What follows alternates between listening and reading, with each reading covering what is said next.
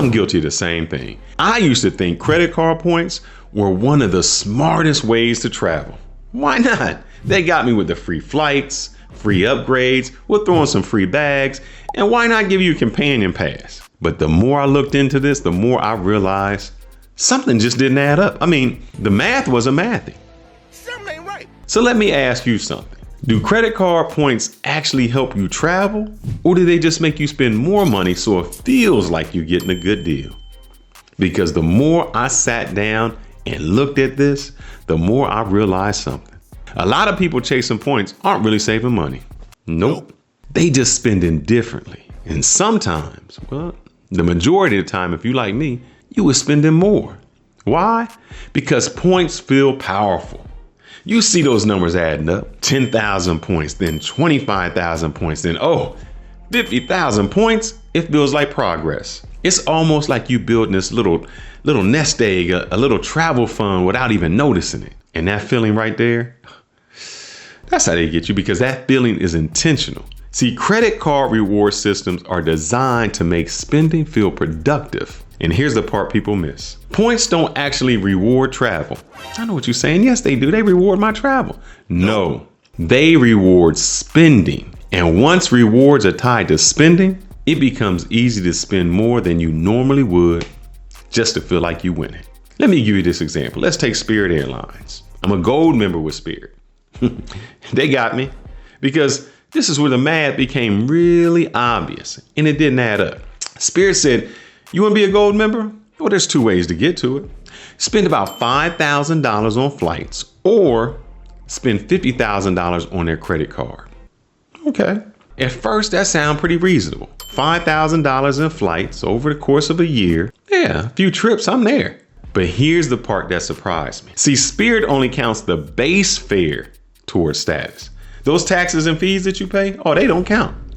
Let me give you the math. If you buy a $200 ticket, after everything is broken down, only about $70 or $80 actually counts. That means in order to reach $5,000, you might actually be spending 4 or 5 times the amount. And at that point, you're not just buying flights anymore, you chasing the status. And chasing status, it rarely saves you money. Let me pause for a second, because this is where I had to just stop and ask myself something.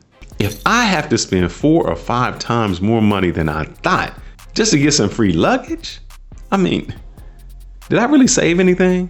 Or did I just spend more money to feel like I was getting some type of benefit? And that's the moment the whole point system, it just started to feel different to me.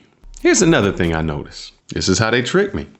I was looking for a flight, and there was a flight that I seen cost $175. Now, if I just went ahead and paid in cash, that was the price, $175. But I said, I got these points, let me use them. When I tried to use my points, the price actually went higher than I expected. And then when I tried to split it between points and cash, the total went up again. I'm talking about the same flight, the same seat at a higher cost. And that's when it clicked. See, these points aren't designed to save money every time. They're designed to protect the airline's revenue, not your bottom line, not your wallet. Now, don't get me wrong. Sometimes points help, and sometimes they don't. Sometimes it's just cheaper to just pay with cash. Now, here's the part that nobody wants to talk about because it makes the whole system uncomfortable. Credit cards. Most travel credit cards, they have a higher interest rate. When you could be getting 18, they charging you 24%. And earning points, that doesn't lower the rates.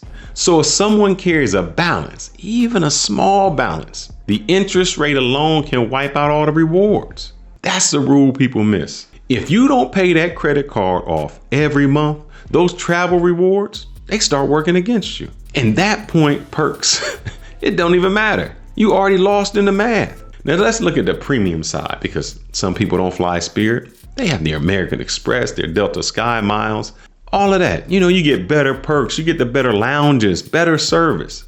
But the trade-off's still the same.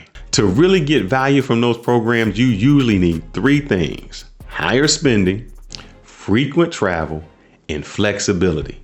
And flexibility might be the most important one because loyalty sounds smart, but flexibility is what actually saves you money. See, if you locked into one airline like you always had to fly Delta, no matter what the price, you lose leverage. And travel can get more expensive. Just because you got to fly Delta might cost you $300-400 more than flying American. Now let's be fair. Points can actually help. They work well for people who pay their credit card off every month. They already spend a lot naturally, like I do. I spend on my business and I give back, so I'm naturally spending money. And you travel often and you stay flexible with the airlines and the dates. But points don't work well for people who carry balances, overspend just to hit thresholds or chase status, or stay loyal to a specific airline even when it costs more. That's where you get trapped. Here's the rule I've come to follow and it's helped me out and saved me money. Points should follow your spending. Your spending should not follow your points. If the rewards program starts changing how you spend money, that's when it stops helping you. So are credit card points helpful? Yeah, sometimes. Are they overhyped? Yeah, honestly. Because for most people, spending a little less, planning a little bit better, and choosing flights based on price instead of loyalty, you're going to save a lot more money. You're going to save more money than you will make on points. And points don't automatically make travel cheaper. We just discussed that. You know what does? Smarter decisions. That's what you need to be doing. This here's Flight Risk. Real travel decisions, no hype, just clarity. Now go ahead and subscribe for some honest travel strategy, realistic budgeting, and smarter ways to see the world without pretending you rich.